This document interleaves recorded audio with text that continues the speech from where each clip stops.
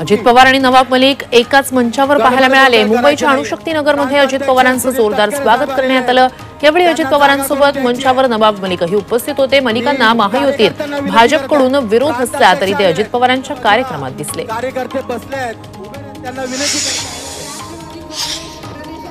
नवाब मलिक यांची कन्या सना मलिक यांच्यावर राष्ट्रवादी काँग्रेस अजित पवार पक्षाच्या प्रवक्तेपदाची जबाबदारी सोपवण्यात आली।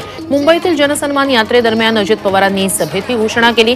महिलांना आणि तरुणांना पक्षात संधी द्यायची म्हणून आपण सना मलिक यांची प्रवक्ते म्हणून घोषणा करतोय असं अजित पवार म्हणाले।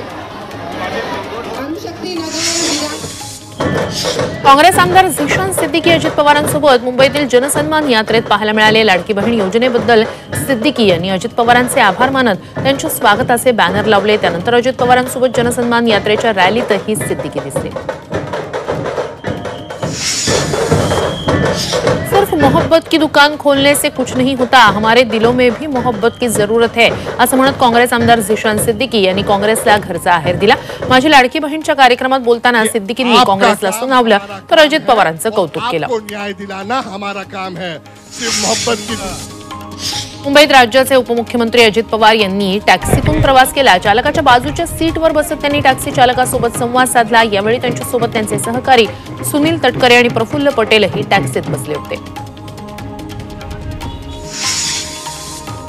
राष्ट्रवादी शरदचंद्र पवार पक्षाचे प्रदेशाध्यक्ष जयंत पाटील यांनी दिवंगत आमदार प्रकाश डहाके यांच्या कुटुंबियांची भेट घेतली।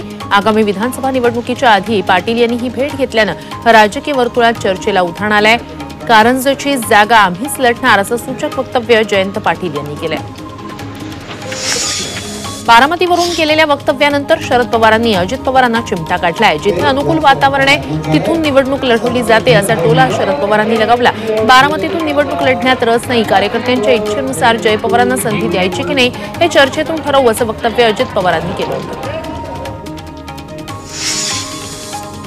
आमदार सदाभाऊ खोत यांनी शरद पवारांना शकुनी मामाची उपमा दिली। राज्याच्या राजकारणात एकनाथ शिंदे कर्ण, देवेंद्र फडणवीस अर्जुन तर शरद पवार शकुनी मामा असं वक्तव्य खोत यांनी केलं। मराठा समाजाला मिळालेलं आरक्षण शरद पवार आणि उद्धव ठाकरे यांनी घालवलं असा आरोप देखील सदाभाऊ खोत यांनी केलाय। शिवसेना नेते रामदास कदम आणि राज्याचे सार्वजनिक बांधकाम मंत्री रवींद्र चव्हाण यांच्यातील वाद चिघळलाय। त्याचे तीव्र पडसाद पालघरमध्ये उमटले। पालघरमध्ये रामदास कदम यांच्या विरोधात भाजपकडून निषेध आंदोलन करण्यात आलं।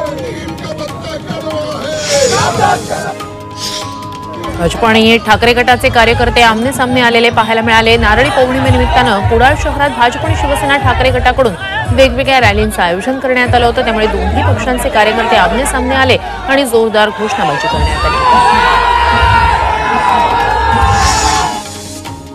गुंडांसोबत अनिल देशमुख आणि संजय राऊत यांनी जेवणाचा आनंद लुटल्याचा आरोप नितेश राणेंनी केलाय। जामिनावर सुटलेल्या गौतम भटकर या गुंडासोबत अनिल देशमुख आणि संजय राऊत यांनी जेवण केलंय। जेवणासोबत जेवण करतानाचे फोटो पोस्ट करत राणेंनी राऊत आणि देशमुख यांच्यावर गंभीर आरोप केले।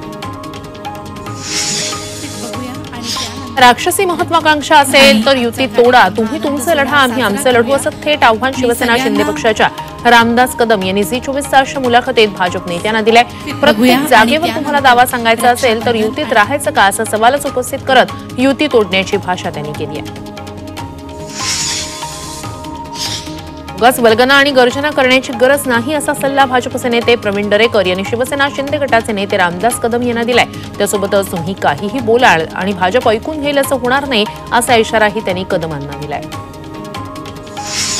2019 मध्ये सरकार लवकर स्थापन न झाल्यानंच राष्ट्रपती राजवटही लागली होती। राष्ट्रपती राजवट संपुष्टात आल्यानंतर विधानसभा गठीत झाली। त्यामुळे त्यावेळेपर्यंत कधीही निवडणूक होऊ शकतात असं वक्तव्य मंत्री छगन भुजबळ यांनी विधानसभा निवडणुकीबाबत केलंय। माढ्याची कुस्ती मारायला आल्याचं सूचक वक्तव्य अभिजित पाटील यांनी केलंय। त्यांनी अजित पवार गटाचे आमदार बबनराव शिंदे यांना थेट आव्हान दिल्याचं बोललं जात आहे। त्यामुळे यंदा माढा विधानसभेची निवडणूक लढणार असल्याचे संकेत अभिजित पाटील यांनी दिले। एकीकडे कोकणात महायुतीतील वाद विकोपाला गेलाय, दुसरीकडे पुण्यातील कोथरूड विधानसभेत थेट चंद्रकांत पाटील यांच्या समोर भाजपमधूनच आव्हान उभं राहण्याची शक्यता आहे। अमोल बालवडकर यांनी विधानसभा लढण्याची इच्छा व्यक्त केली। पक्षानं संधी दिल्यास नक्कीच निवडणूक लढणार असं त्यांनी म्हटलंय। महायुती सरकारनं सुरू केलेली लाडकी बहीण योजना फक्त 3 महिनेच सुरू राहणार अशी टीका शरद पवार गटाचे आमदार अनिल देशमुख यांनी केली आहे। मवियाचं सरकार आल्यास ही योजना 5 वर्ष चालवणार, पैसे दुप्पट देणार असं वक्तव्यही अनिल देशमुख यांनी केलंय। संभाजीनगरमधील बँकांमध्ये लाडकी बहीण योजनेचे पैसे काढण्यासाठी महिलांची गर्दी पाहायला मिळाली आहे। दरम्यान अनेक महिलांचे अकाउंट हे ऍक्टिव्ह नसल्यानं त्यांना केवायसी करायला सांगण्यात आलंय। दुसरीकडे बँकेत पुरेसा स्टाफ नसल्यानं कर्मचाऱ्यांवर कामाचा ताण प्रचंड वाढलाय अशी तक्रार बँक असोसिएशनने केली आहे। नांदेडमधील विविध बँकांमध्ये लाडकी बहीण योजनेचे पैसे काढण्यासाठी महिलांनी गर्दी केली होती। दरम्यान त्यांना काही प्रमाणात अडचणींचा सामनाही करावा लागला। अनेक महिलांची बँक खाती अपडेट नाहीयेत, आधार कार्ड बँकेशी लिंक नाहीयेत, अशा अनेक अडचणी येत आहेत।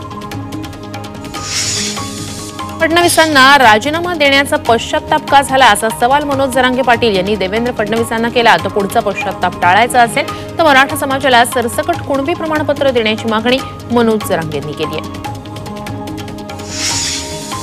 नाशिकमध्ये मराठा आंदोलकांनी सुप्रिया सुळेंचा ताफा अडवला। मराठा आरक्षणाबाबत भूमिका स्पष्ट करण्याची मागणी यावेळी आंदोलकांनी करत जोरदार घोषणाबाजी केली। नाशिकमधील एका कार्यक्रमात जाताना सुप्रिया सुळेंना मराठा आंदोलकांच्या रोषाला सामोरं जावं लागलं।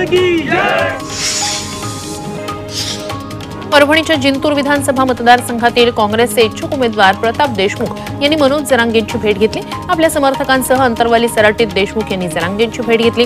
प्रताप देशमुख जिंतूर विधानसभा लढण्यास इच्छुक आहेत। त्यांनी आपला बायोडेटा जरांगे पाटलांकडे सादर केला आहे। नाशिकमध्ये जोरदार पावसानं हजेरी लावली आहे। गेल्या काही दिवसांपासून दडी मारलेल्या पावसानं हजेरी लावली। अचानक आलेल्या पावसानं नागरिकांची तारांबळ उडाली। नाशिकमध्ये जोरदार पावसानं हजेरी लावली आहे। 2 तासात मुसळधार पावसामुळे नाशिक शहरातील फ्लायओव्हरवर पाणी झालं। पाण्यामुळे अनेक वाहनं बंद पडली।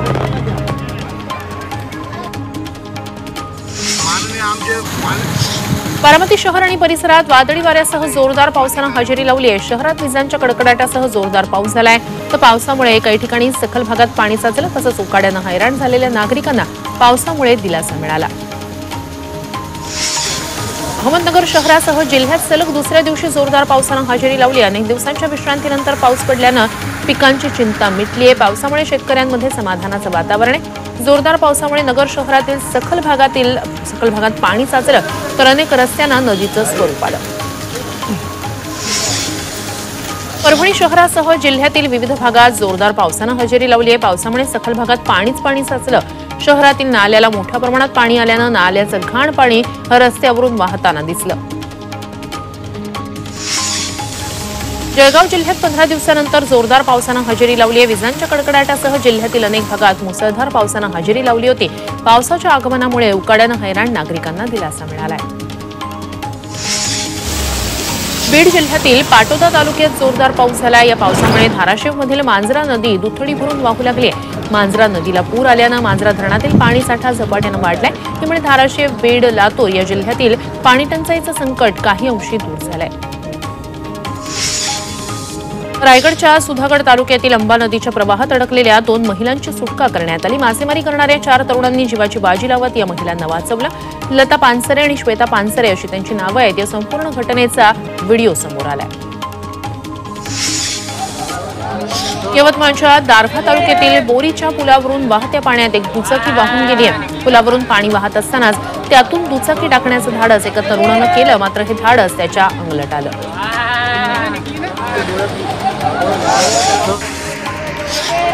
वाशिम जिल्ह्यात जोरदार पावसानं हजेरी लावली आहे। पावसामुळे वाशिमच्या पार्टी तिखे इथे नदीला पूर आलाय। पूल पाण्याखाली गेल्यामुळे परिसरातील 8 ते 10 गावांचा संपर्क तुटलाय। पाण्यामुळे पुलावरून प्रवास करणाऱ्या वाहनधारकांना त्रास सहन करावा लागला। देशभरातील डॉक्टरांचा संप सुरूच राहणार आहे। Federation of all India medical association म्हणजेच फैमानं कोलकात्यातील डॉक्टर बलात्कार हत्येनंतर देशव्यापी संपाचं पाऊल उचललेलं आहे। या पार्श्वभूमीवर केंद्रीय आरोग्य मंत्रालयानं फैमाशी चर्चा केली, मात्र या बैठकीत कोणताही तोडगा निघू शकला नाही। कोलकात्यामध्ये महिला डॉक्टर बलात्कार हत्येच्या निषेधार्थ सोलापूरच्या डॉक्टरांनी सुरक्षा नाही तर सेवा नाही असं म्हणत संप पुकारला। या संपात सोलापूर शासकीय रुग्णालयातील 500 पेक्षा अधिक डॉक्टरांनी सहभाग नोंदवला। यावेळी त्यांनी मोर्चा काढत निषेध नोंदवला, तसंच आरोपीला कठोर शिक्षा करण्याची मागणी केली। कोलकात्यातील डॉक्टर तरुणीवर झालेल्या अत्याचाराच्या निषेधार्थ गोंधळ डॉक्टरांकडून आंदोलन सुरू आहे। या आंदोलनाला खासदार शाहू छत्रपतींनी भेट देत आंदोलकांशी चर्चा केलेली आहे। डॉक्टरांच्या सुरक्षेसाठी तयार करण्यात येणाऱ्या कायद्यासंदर्भात देखील शाहू छत्रपतींनी चर्चा केली। सिंहगड डॉक्टर असोसिएशनच्या वतीनं कोलकात्यातील बलात्कार प्रकरणी निषेध रॅली काढण्यात आली। धायरी गावापासून वडगाव बुद्रुक पर्यंत या रॅलीचं आयोजन करण्यात आलं होतं। रॅलीत मोठ्या प्रमाणात डॉक्टर सहभागी झाले होते। मुंबई गोवा राष्ट्रीय महामार्गाच्या दुरुस्तीसाठी आमरण उपोषण सुरू आहे। महामार्गाचं काम लवकरात लवकर पूर्ण करण्याच्या मागणीसाठी माणगावमध्ये मागच्या 5 दिवसापासून उपोषण सुरू आहे। मुख्यमंत्री एकनाथ शिंदेंनी व्हिडिओ कॉलवरून आंदोलकांशी चर्चा करत भेटीसाठी आमंत्रण दिलं होतं। मात्र आता मुख्यमंत्री भेटण्यास तयार नसल्याचं सांगत आंदोलकांनी निषेध नोंदवला। मुंबई गोवा राष्ट्रीय महामार्गाचं काम हे केंद्रीय मंत्री नितीन गडकरी यांच्याकडे, याचा खुलासा सार्वजनिक बांधकाम मंत्री रवींद्र चव्हाण यांनी केलाय। एक कोकणवासी म्हणून हा महामार्ग तयार व्हावा तसंच यातील अडचणी दूर करण्यासाठी आपण प्रयत्न करत असल्याचंही चव्हाणांनी सांगितलं। कोकणातील खराब रस्त्यांवरील मुद्द्यांवर ठाकरे गट आणि शरद पवार गटानं शिंदे गटावर निशाणा साधलाय। रस्त्यांचा पैसा सरकारच्या खिशात जातोय असा आरोप संजय राऊतांनी केला। तर इतर मंत्र्यांचाही राजीनामा घ्यावा अशी मागणी अनिल देशमुख यांनी केली आहे। मीरा भाईंदरमधील घोडबंदर किल्ला मद्यपींचा अड्डा बनू लागला। या विरोधात जंजिरे धारावी किल्ला जतन समितीकडून आंदोलन करण्यात येत आहे। किल्ल्यावर 24 तास सुरक्षा व्यवस्था तसंच किल्ल्यावर सीसीटीव्ही लावण्याची मागणी करण्यात आली आहे। मात्र प्रशासन याकडे दुर्लक्ष करत असल्याचा आरोप करत आंदोलन करण्यात आलं।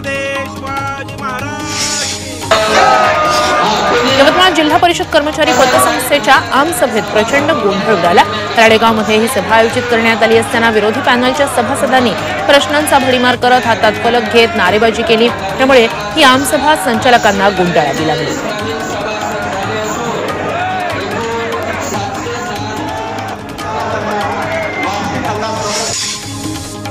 वाशिममध्ये होमगार्डच्या 59 जागांसाठी भरती प्रक्रिया सुरू आहे। भरतीसाठी तब्बल 10,322 उमेदवारांनी अर्ज दाखल केले।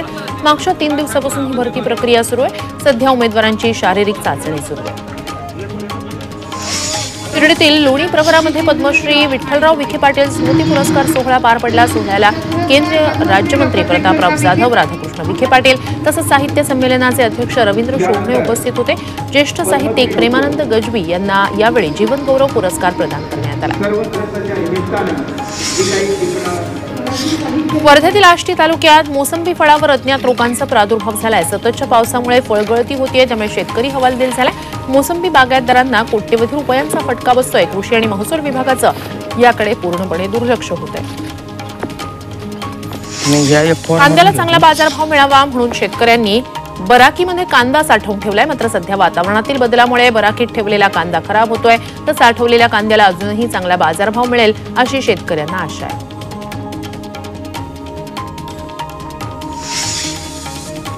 नाशिकच्या येवला तालुक्यातील तळवाडेत विकृत व्यक्तीनं 1 एकर वांग्याचं पीक कोयत्यानं कापून नष्ट केलं। या घटनेमुळे परिसरात संताप व्यक्त केला जातोय। अज्ञात व्यक्तीविरोधात पोलिसांनी कठोर कारवाई करावी अशी मागणी शेतकरी ज्ञानेश्वर आरखडे यांनी केली आहे।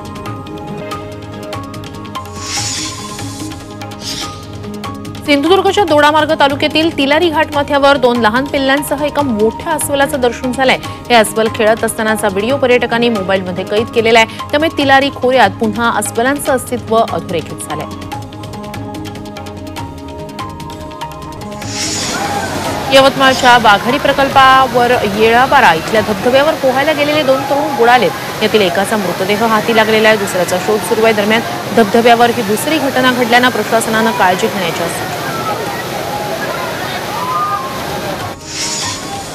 सिंधुदुर्गमधील मालवणमध्ये सरजेकोट समुद्रात 3घांचा बुडून मृत्यू झालाय। मासेमारी करण्यासाठी गेले असताना ही दुर्दैवी घटना घडली। समुद्रात दगडाला आपटून बोट उलटल्यानं हे 3घही समुद्रात बुडाले।